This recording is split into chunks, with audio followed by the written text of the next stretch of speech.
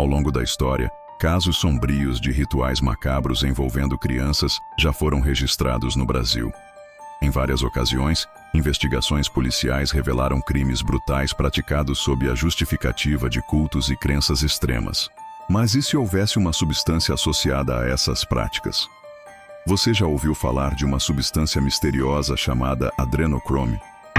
Um composto envolto em mitos, teorias da conspiração e histórias bizarras sobre sua origem e efeitos. Seria ele um poderoso elixir da juventude consumido por elites secretas? Ou apenas um produto químico comum, exagerado por narrativas de ficção? Hoje vamos explorar a verdade e as lendas por trás do adrenocrome. Mas antes de continuarmos, já se inscreveu no Esquina Escura? Aqui exploramos os mistérios mais sombrios do mundo.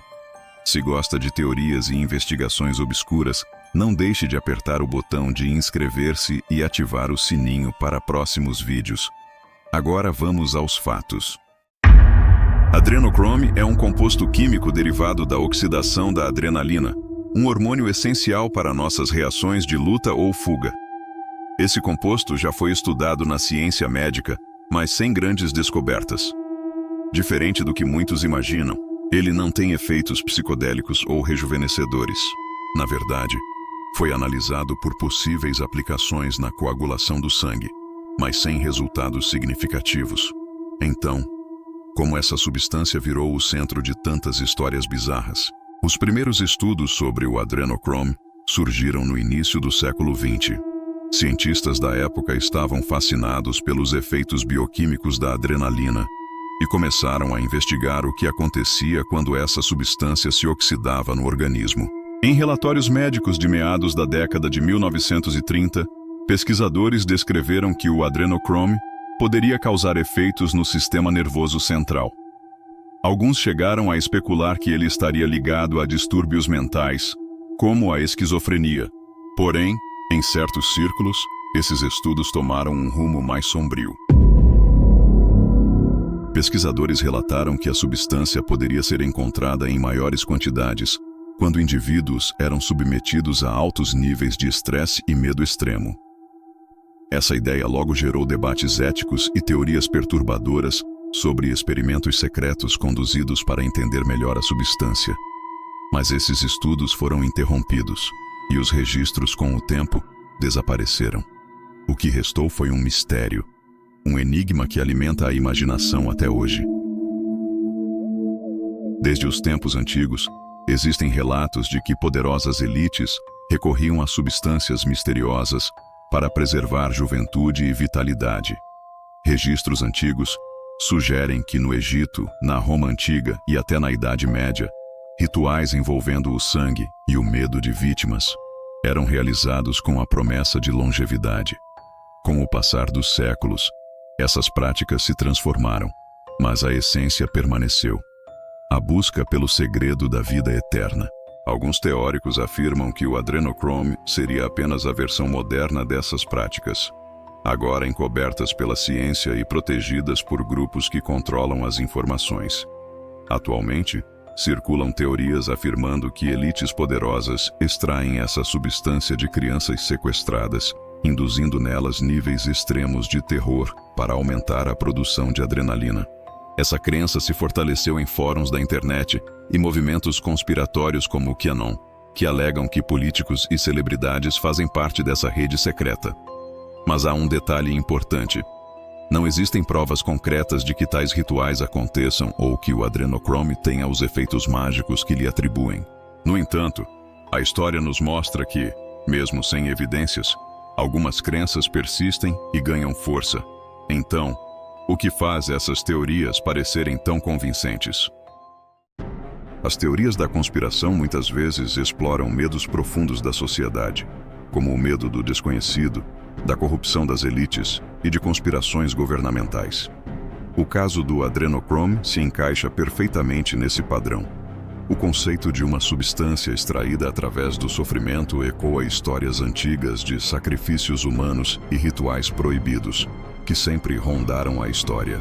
Desde os tempos antigos, acreditava-se que o sangue das vítimas poderia conceder poder e vitalidade a quem o consumisse. No contexto moderno, Essa crença evoluiu para uma visão distorcida sobre como as elites supostamente se mantêm jovens e no poder. E por fim, atinge um dos medos mais primordiais da sociedade: o perigo à inocência das crianças. Quando essas peças se juntam, criando uma narrativa sombria e cheia de mistério, não importa a falta de evidências, as pessoas querem acreditar. Então, o que podemos concluir sobre o adrenochrome? A ciência nos diz que ele não tem os efeitos alucinógenos ou rejuvenescedores que dizem por aí.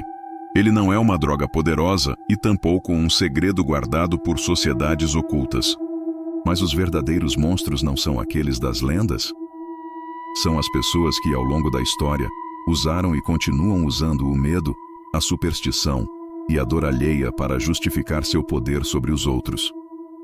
A ideia de que a tortura e o sofrimento possam ser meios para atingir a imortalidade não é apenas um mito conspiratório. É um reflexo do lado mais sombrio da humanidade. No fim, o adrenochrome não passa de um composto químico. Mas o verdadeiro horror está nas mentes que acreditam que o sofrimento humano pode ser explorado para justificar sua própria autoridade e dominação. Se você gostou desse vídeo e quer mais conteúdos sombrios e intrigantes, não se esqueça de se inscrever no canal Esquina Escura. Isso ajuda muito a manter o canal ativo e trazer mais mistérios para você.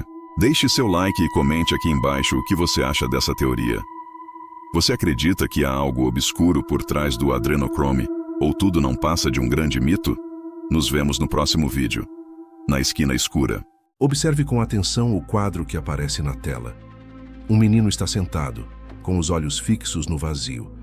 Suas bochechas estão molhadas pelas lágrimas que escorrem discretamente. Ele tem cabelos escuros, bagunçados, e veste roupas simples, um tanto gastas pelo tempo. O olhar é profundo, cheio de dor e solidão, como se carregasse o peso de algo que jamais poderia ser dito. Ao fundo, um cenário indefinido, esfumaçado, que parece reforçar o sentimento de abandono. Para muitos, é apenas uma obra de arte melancólica, mas para outros, é o retrato de uma maldição. Por trás dessa imagem triste, se esconde uma das lendas mais assustadoras da década de 80, uma história que, inclusive, incentivou um verdadeiro surto coletivo. Uma narrativa que atravessa décadas e fronteiras e que assombrou milhares de lares ao redor do mundo. Neste episódio, vamos desvendar a sombria história por trás dos quadros das crianças que choram. E antes de começarmos, já aproveita para deixar o seu like, comentar o que você acha dessa lenda e se inscrever no canal para não perder nenhum dos nossos mistérios. Entre os anos de 1950 e 60, a Itália ainda vivia os efeitos devastadores do pós-guerra. O país enfrentava um delicado processo de reconstrução, enquanto a sociedade lidava com as cicatrizes emocionais e materiais deixadas pela Segunda Guerra Mundial. Nesse mesmo período, o artista Bruno Amadio, que utilizava o pseudônimo Giovanni Bragolin, tentava ganhar a vida com sua arte, embora com pouco reconhecimento na época. Trabalhando como pintor e restaurador, Amadio criou diversas obras com temas religiosos e dramáticos, mas foi com os retratos de crianças chorando que encontrou, ainda que de forma controversa, uma repercussão inesperada. Dizem que ele começou a pintar essas imagens após visitar orfanatos e campos de refugiados, impactado pela expressão de sofrimento nos rostos infantis. No entanto, uma das teorias mais obscuras afirma que Amadio teria feito um pacto com o demônio, oferecendo em troca de sucesso artístico a representação do sofrimento infantil em suas obras. Essa versão, embora sem provas concretas, ajudou a alimentar o ar sombrio que cerca sua figura até hoje. Suas pinturas carregavam uma intensidade emocional crua que despertava tanto empatia quanto desconforto. Foi nesse terreno fértil de instabilidade emocional, social e talvez espiritual que a semente da lenda começou a brotar. E misteriosamente, os quadros das crianças tristes começaram a ganhar popularidade. Não se sabe ao certo como ou porquê, mas as obras de Amadio passaram a ser reproduzidas em massa e espalhadas por toda a Europa. Seu ar melancólico, combinado com o olhar penetrante das crianças retratadas, parecia hipnotizar aqueles que cruzavam com essas imagens. como se houvesse algo de inominável por trás de cada lágrima pintada. A presença constante desses quadros em lares, restaurantes e até hospitais despertava curiosidade, mas também inquietação. E foi justamente essa inquietação coletiva que preparou o terreno para o que viria a seguir. Uma sucessão de eventos estranhos e trágicos que transformaria uma simples pintura em objeto de medo. É aí que entra o episódio mais marcante dessa lenda urbana, o incêndio de Yorkshire. A virada aconteceu em 1985, quando o jornal britânico The Sun publicou uma matéria relatando uma onda de incêndios misteriosos em diversas residências no norte da Inglaterra. O ponto em comum entre esses casos: todas as casas possuíam, pendurado em alguma parede, o famigerado quadro da criança chorando. O detalhe mais perturbador relatado pelas autoridades e pelos bombeiros era que, em meio a cinzas, móveis carbonizados e estruturas destruídas, o quadro permanecia intacto, como se fosse imune ao fogo. Alguns diziam que ele sequer apresentava fuligem, como se alguma força invisível o protegesse das chamas. Rapidamente, os boatos se espalharam. Famílias desesperadas começaram a remover os quadros de suas casas, queimando-os, jogando-os fora ou até entregando-os às delegacias de polícia.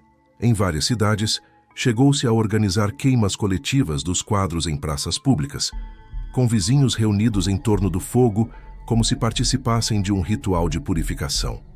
O medo tomou proporções tão grandes que o fenômeno foi chamado por muitos de maldição do menino que chora. E foi aí que o que era apenas inquietação se transformou em um verdadeiro surto coletivo, alimentado pelo sensacionalismo da mídia e pelo pavor crescente da população. Mas os incêndios foram apenas o começo. A histeria logo se transformaria em um mar de relatos perturbadores vindos de todos os cantos, alimentando ainda mais o mistério. Acidentes inexplicáveis, presenças estranhas e até mortes passaram a ser associados a esses quadros. E é sobre essas vítimas do sobrenatural que falaremos a seguir. Com o passar dos anos, os relatos sobre os quadros das crianças que choram se tornaram cada vez mais numerosos e inquietantes. Histórias começaram a circular sobre lares marcados por tragédias logo após adquirirem a pintura. Desde acidentes domésticos inexplicáveis até conflitos familiares que pareciam surgir do nada. Houve também quem alegasse mudanças de comportamento em pessoas que viviam sob o mesmo teto que o quadro, uma espécie de atmosfera pesada, de constante angústia.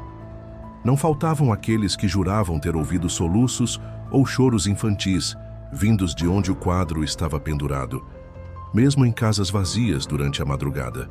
Outros relatavam sentir calafrios, objetos se movendo sozinhos ou a incômoda sensação de estarem sendo observados. Para muitas dessas pessoas, o destino do quadro foi o mesmo: abandonado em lixeiras, escondido em sótãos, jogado em rios ou, nos casos mais desesperados, lançado ao fogo.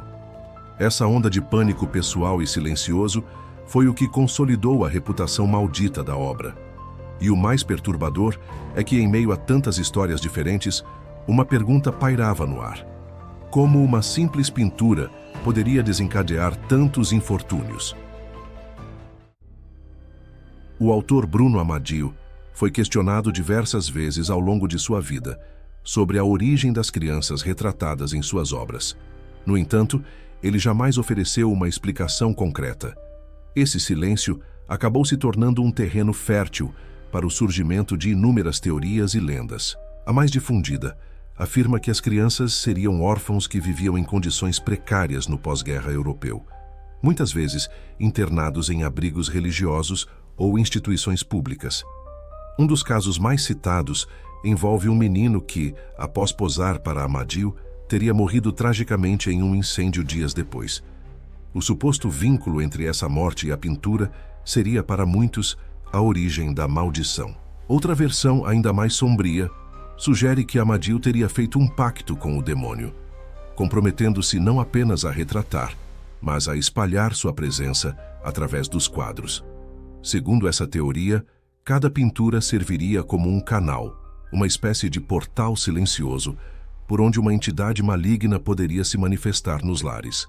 Em troca, Ahmadiyyu teria obtido fama e reconhecimento tardio após anos de fracasso artístico. Essa interpretação encontra respaldo no súbito sucesso comercial das obras e na atmosfera estranhamente opressora que muitas pessoas relatavam sentir ao ficar próximas das imagens. Seria a melancolia retratada apenas uma fachada para algo muito mais obscuro, uma estratégia para infiltrar uma presença demoníaca onde quer que o quadro fosse pendurado? Embora nada disso tenha sido comprovado, o mistério em torno do silêncio de Ahmadiyyu, somado ao caráter perturbador de seus quadros, continua a alimentar a aura macabra que envolve o nome Giovanni Bragolin até os dias de hoje. E enquanto as perguntas persistem sem respostas, a lenda segue viva, deixando um rastro de inquietação a cada nova geração que se depara com aqueles olhos lacrimejantes. Mas seria tudo isso apenas fruto da imaginação popular? Ou haveria alguma explicação racional para os acontecimentos que cercam essa história? No próximo bloco, vamos investigar o que dizem os especialistas, os céticos e a ciência, tentando, talvez em vão, colocar um ponto final nessa narrativa envolta em sombras. Investigações posteriores sugeriram que os quadros eram impressos com um verniz resistente ao fogo, o que poderia explicar por que sobreviveram a tantos incêndios. Especialistas em materiais chegaram a afirmar que a composição das tintas e da moldura poderia contribuir para sua resistência incomum. Também não foram encontradas evidências concretas de que as tragédias associadas às pinturas tinham, de fato, qualquer ligação direta com elas. Ainda assim, a coincidência de tantos relatos estranhos envolvendo o mesmo tipo de quadro levanta questionamentos. Seriam apenas padrões psicológicos de histeria coletiva, induzidos por sugestão? Ou haveria algo mais? Algo que escapa ao entendimento racional? No fim das contas, como acontece com muitas lendas urbanas, não é a confirmação que as torna poderosas, mas sim a incerteza. E talvez seja exatamente essa dúvida que continue dando vida ao mito. Um mito que, até hoje, se recusa a ser completamente apagado. Hoje os quadros ainda podem ser encontrados em lojas de antiguidades, brechós e paredes esquecidas. Olhares fixos, silenciosos, observando. Alguns os veem como simples peças de decoração esquecidas pelo tempo. Outros, como portais de algo que jamais deveria ter sido pintado. Será tudo isso apenas histeria coletiva, alimentada por coincidências e sensacionalismo? Ou há, de fato, algo sombrio que resiste ao tempo e se esconde por trás de cada olhar molhado retratado nessas telas? A verdade é que ninguém sabe ao certo. Mas uma coisa é inegável. Ao encarar um desses quadros, mesmo sem acreditar em maldições, é quase impossível não sentir um leve desconforto. Um incômodo silencioso, como se aquele olhar triste escondesse algo além da tinta e da tela. Algo que observa de volta. E agora queremos saber, o que você acha? Seria tudo apenas uma lenda urbana? Ou há algo real por trás do mito? Deixe sua opinião aqui nos comentários. Curta esse vídeo se gostou da história e se inscreva no canal para não perder os próximos mistérios que ainda estão por vir.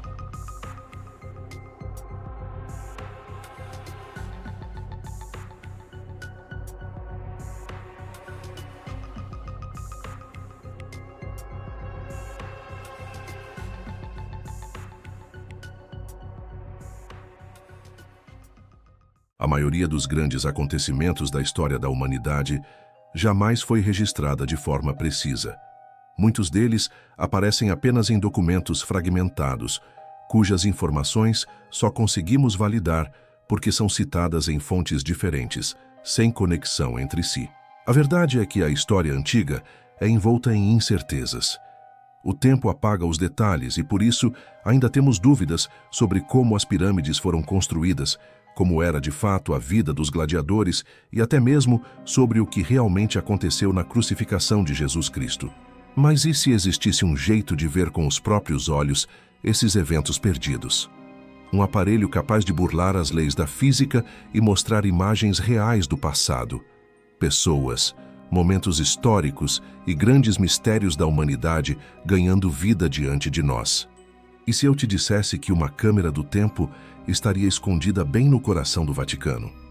Pois é exatamente isso que dizem sobre o misterioso cronovisor. Um dispositivo cercado de segredos, cuja origem e propósito permanecem envoltos em mistério até hoje, alimentando debates, teorias da conspiração e a curiosidade de quem busca entender os limites entre fé, ciência e o desconhecido.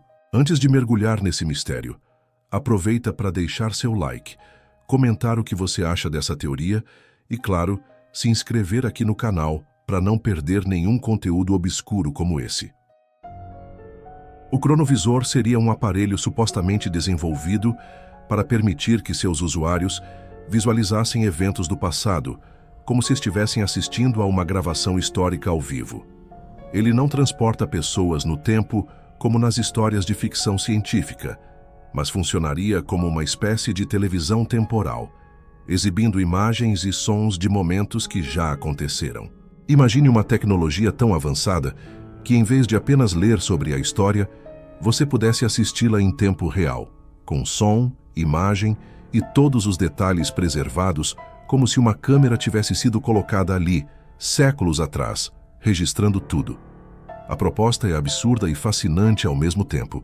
Testemunhar acontecimentos que moldaram o mundo com os próprios olhos, como se estivesse em frente a uma televisão conectada ao tempo. Mas afinal, quem estaria por trás de um projeto tão ousado? E por que ele estaria ligado ao próprio Vaticano? Vamos voltar algumas décadas para entender como tudo isso começou.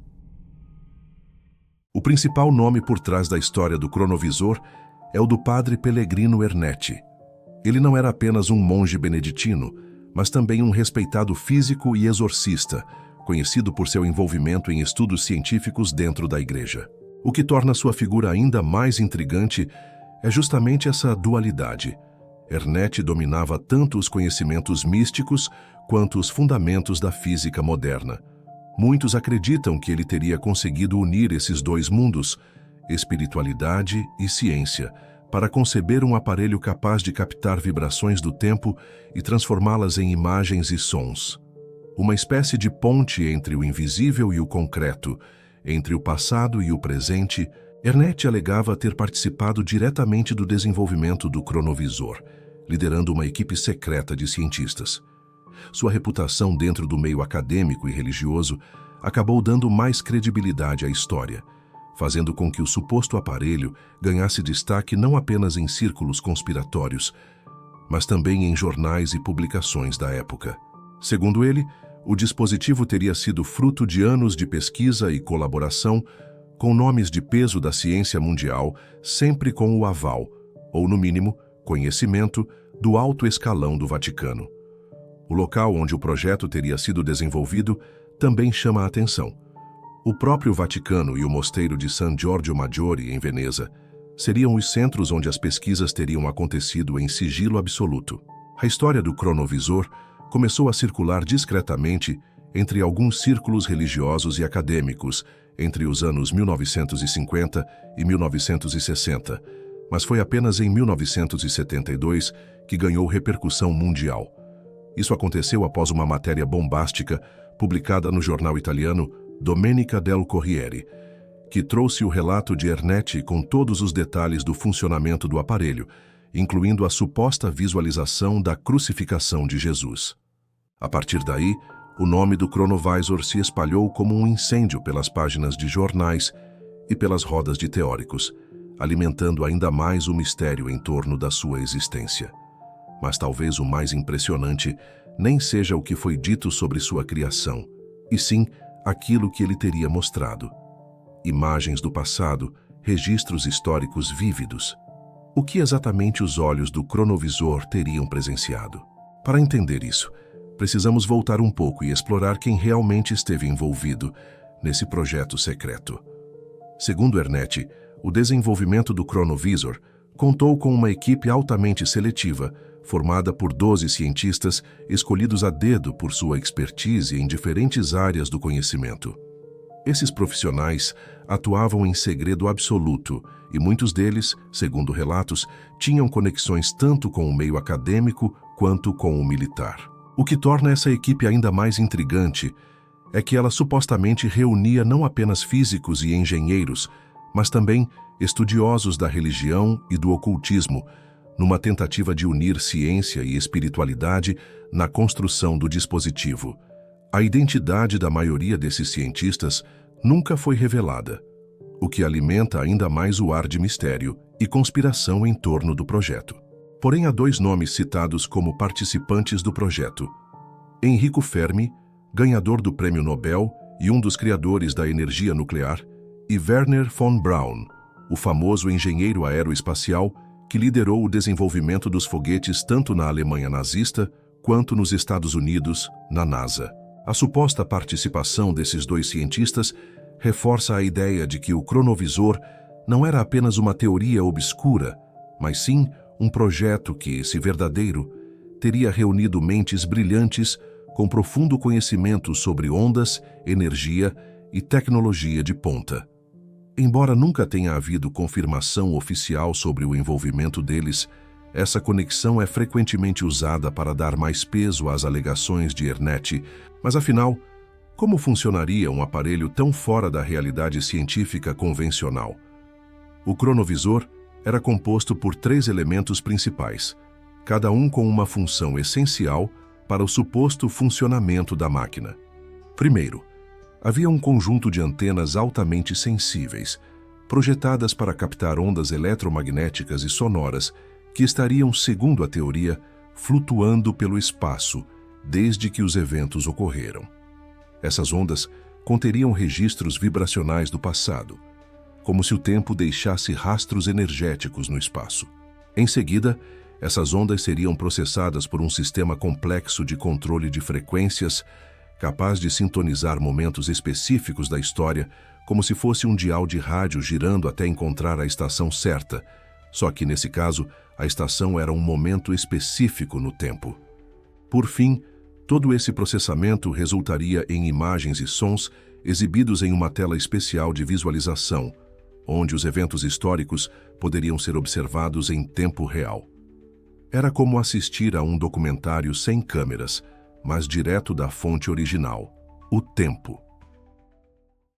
Segundo supostas teorias, com o aparelho foi possível ver cenas impressionantes do passado com uma clareza quase sobrenatural. Entre os eventos mais comentados estariam discursos inflamados de Napoleão Bonaparte, o imperador francês, capturados em meio às suas campanhas militares. Outro episódio observado teria sido a destruição bíblica de Sodoma e Gomorra, um dos momentos mais icônicos do Antigo Testamento, mostrado em detalhes apocalípticos. Além disso, os criadores do cronovisor afirmavam ter assistido a encenações teatrais da Roma Antiga, como se tivessem voltado no tempo para se sentar em uma plateia há milênios desaparecida. Esses seriam apenas alguns dos muitos registros que o aparelho teria sido capaz de captar. Contudo, o suposto registro que ganhou mais notoriedade foi a foto de Jesus Cristo. Essa imagem, amplamente divulgada na época, teria sido capturada diretamente pelo cronovisor, mostrando o rosto de Cristo com seus apóstolos.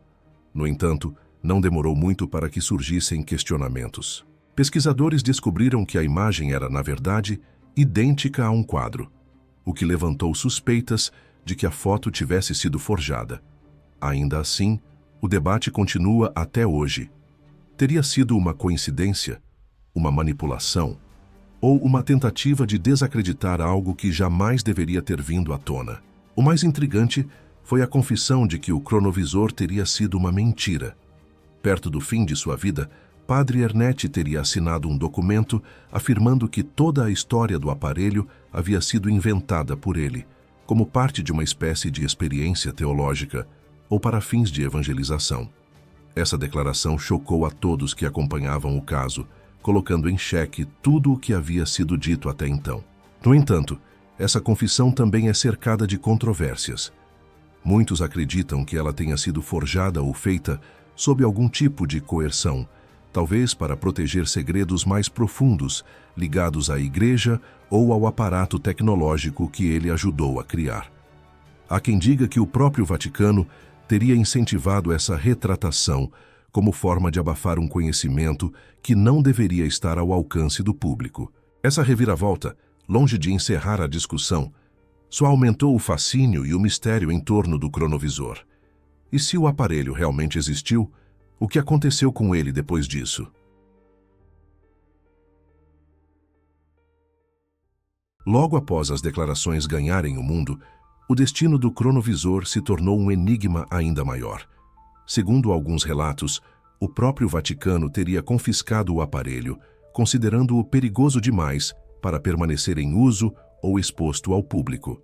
Segundo alguns relatos, haveria inclusive uma cláusula interna que proíbe terminantemente a reprodução de qualquer tecnologia semelhante, o que levanta ainda mais suspeitas sobre a veracidade do projeto. Desde então, surgiram inúmeras teorias sobre onde estaria o dispositivo. A mais popular afirma que o cronovisor foi trancado a 7 chaves nos arquivos secretos do Vaticano, ao lado de outros documentos e artefatos que nunca foram revelados ao mundo. Seria esse o destino final da máquina do tempo proibida? Ou ela teria sido replicada em segredo por governos e potências mundiais? As respostas, ao que tudo indica, seguem guardadas longe dos olhos do público. O cronovisor nos leva a um universo onde ciência, fé e conspiração se entrelaçam de forma quase impossível de separar. Se tudo isso for verdade, estamos diante de uma das maiores tecnologias já concebidas pela humanidade, e que foi escondida. Mas se for mentira, por que tantos detalhes, tantas ligações, tantos nomes e datas específicas? O que afinal estamos deixando de enxergar? Apesar de todo o mistério que envolve o cronovisor, não faltam críticas e ceticismo em torno do assunto. Muitos cientistas afirmam que não há qualquer base teórica ou experimental que comprove a possibilidade de captar imagens do passado da forma como o aparelho teria sido feito. Na visão da comunidade científica, tudo não passa de uma ficção elaborada, possivelmente usada para fins políticos, religiosos ou simplesmente sensacionalistas. Mas e você acredita que o cronovisor existiu? Ou tudo não passou de uma invenção muito bem elaborada? Comente aqui embaixo, curta o vídeo e se inscreva no canal Esquina Escura. Sua opinião é importante para manter esse espaço de mistério e investigação sempre ativo. Afinal, quantas outras histórias como essa podem estar escondidas por aí, esperando para serem reveladas?